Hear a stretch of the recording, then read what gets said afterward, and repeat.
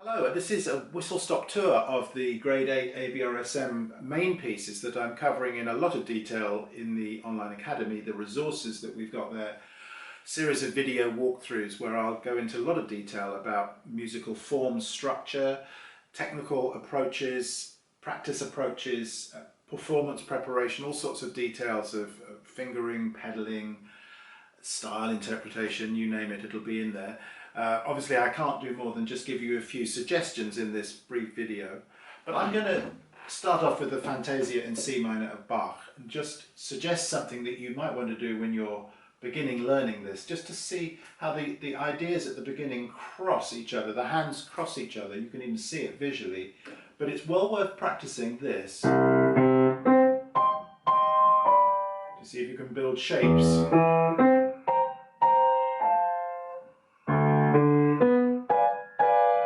See how that works, and then the other element,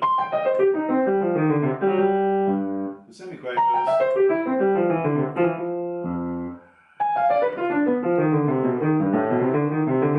What I'm aiming for there is to contour, to find some way of designing or showing the design, showing Bach's design in the way that I phrase and articulate those semiquavers. Speaking of articulation, when we come to bar 5, we find little slurs which we have to do very close to our keyboard. So the articulation that we need, the very detailed articulation we need in this piece, will take a little bit of practice because we need something very much more delicate later on. And I'm looking at the second theme, the contrasting second theme, in bar 9, where Bach writes hand crossings of the sort that we might expect to find in Scarlatti's music, but of course Bach does this as well often enough, but we cross over.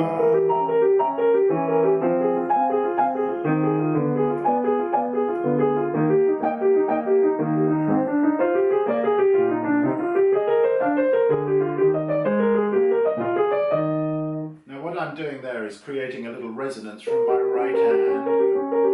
I'm not pedaling that, I'm just allowing my fingers to stay inside the keys and to create harmony. Again, yet another different type of touch from the ones that I've been using before, so that then my left hand can dance around.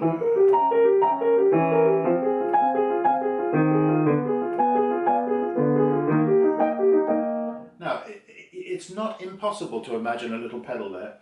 If you wanted to pedal the first left hand and release it there,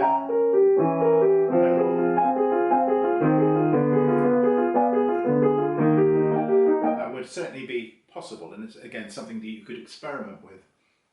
In terms of shape, the right hand line in bar 11,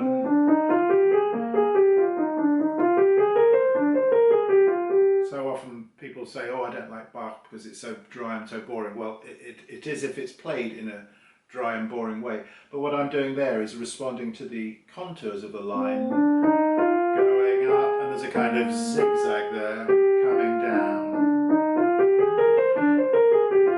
So I would reflect the design of the line there in the touch and in the dynamics and in the shaping. So certainly a little crescendo, diminuendo.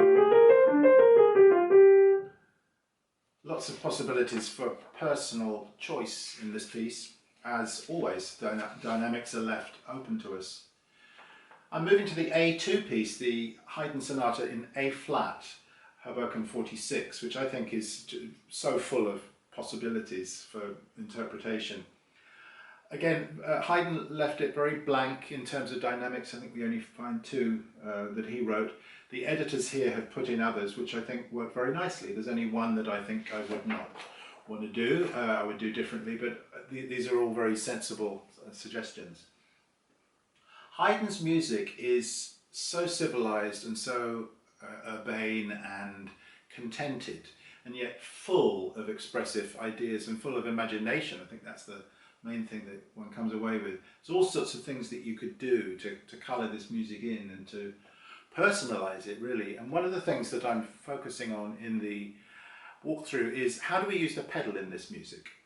There are some places where it's going to be a little bit more obvious, and I'm looking now the end of bar 15-16, where we have the tremolo in the left, not the tremolo, the broken octaves in the left. Now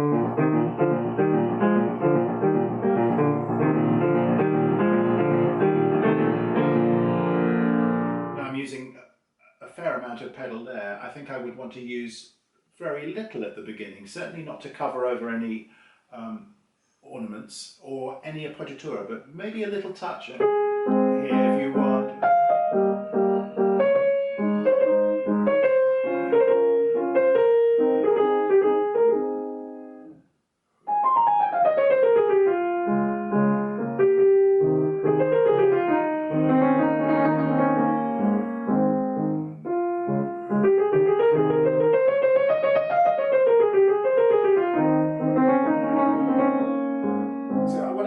Appreciating and trying to enjoy as I play the changes of register. So if we go back to bar 4,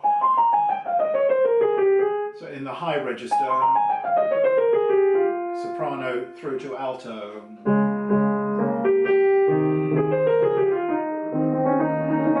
to the tenor.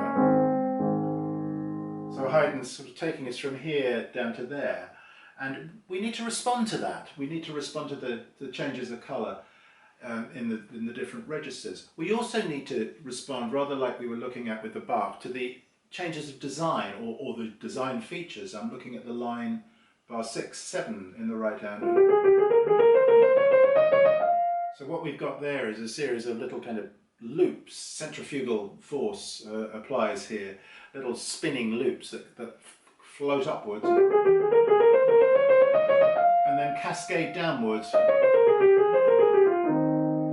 So I'd want to feel that, and I'd want to express that by my touch.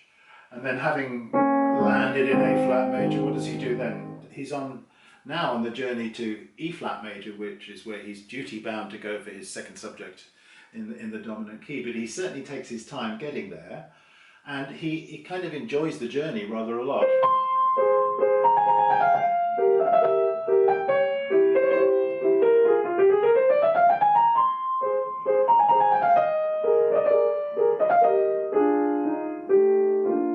One idea, and then a contrasting idea.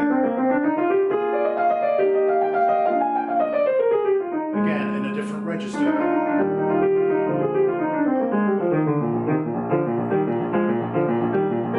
Now he winds it up. Now the second theme, nothing's marked. I think a dolce. All sorts of possibilities for freedom in personal interpretation there, but always based on the design that we find in the music. I'm going to move quickly on, there's so much to say about this piece. I'm going to move on to the Brahms Intermezzo in E from the Opus 116 set of fantasies. And I'm first of all interested in the andantino teneramente marking at the top. Andantino, we don't see that too often. It means get a move on, but with this music, it also needs to breathe. There's a lot of phrasing here. Short, we've got to really respond to the phrasing here. Close up at the end of the phrase. And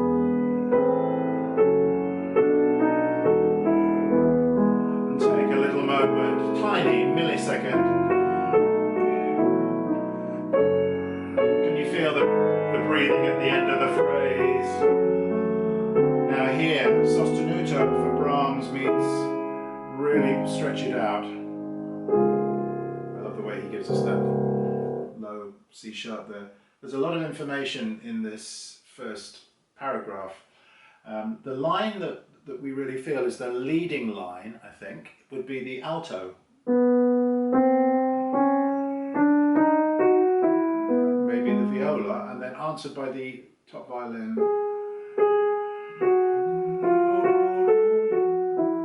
To the viola, so dialogue, and then that idea seems to stop after that, and that requires very careful balance of the hand. Within the right hand we've got to voice to the thumb, or whichever finger it is that's playing the lower line.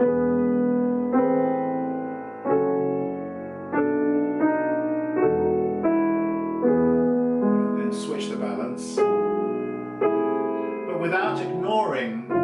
what's going on underneath. It's not a question of just focusing on that. There's all sorts of other things. I notice at the beginning of the second phrase, in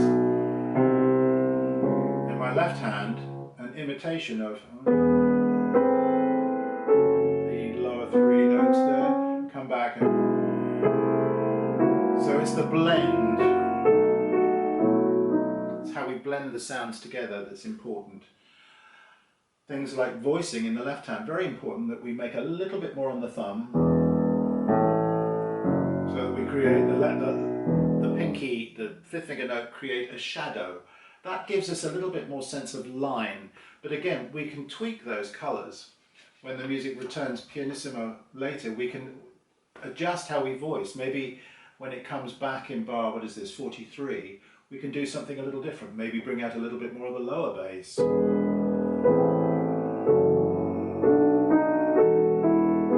a bit slow. Let me see if I can push myself a bit. So I've changed my colour scheme there. I'm going to move on to the Bartok. I'm particularly fond of this piece. The first rondo from the 3 rondos on folk tunes, and these happen to be Slovak folk tunes. This is the first of folk tune. Play it first really simply. Try not to look at what Bartok does with it.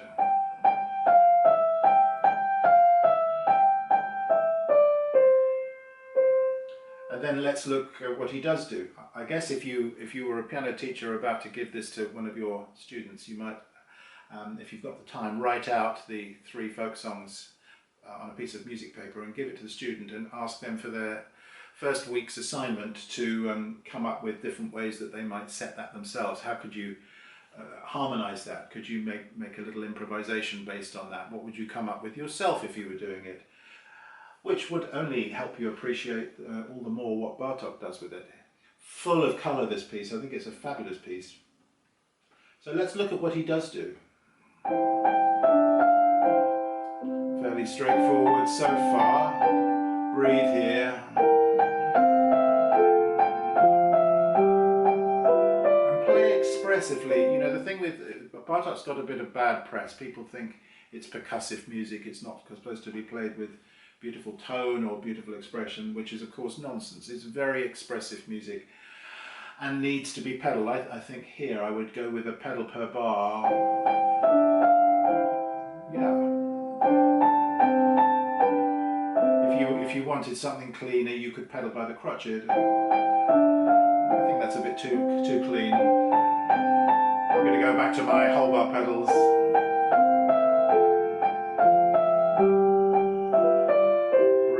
Change of colour, change of register.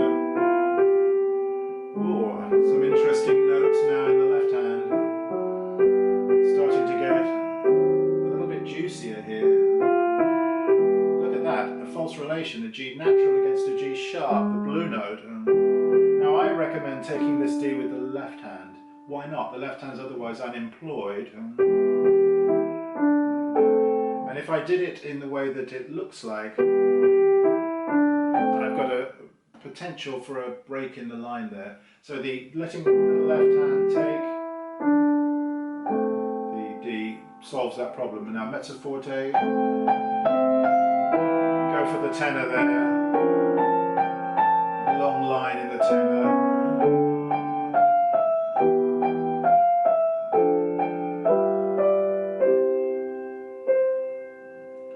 And then what Bartok does is he starts to liven things up a little bit. We get metronome markings that increase. So we have now 144, moving to 152, moving to, what is it next? 176 or 160, and then 176. Don't get too strung up on that. Bartok himself, in his own playing, does not stick religiously to his metronome marks. I think the idea there is that we want a gradual accelerando that goes through this music. There's so much to say about this. As I say, I have said a lot about it in the video walkthroughs that you will find, not only for the main pieces, but also for a bunch of the alternate pieces, including an extended series of videos on the Cacciatorian Toccata. We've also got the F-sharp major Schumann Romance, the A-flat impromptu of Schubert,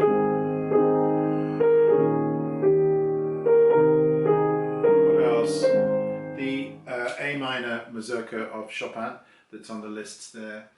So there's a smorgasbord of representation there from the main book and the alternate books, which I hope will help players and piano teachers in the preparation, not only for the exam, but just if you wanted to particularly play any of these pieces without reference to the exam.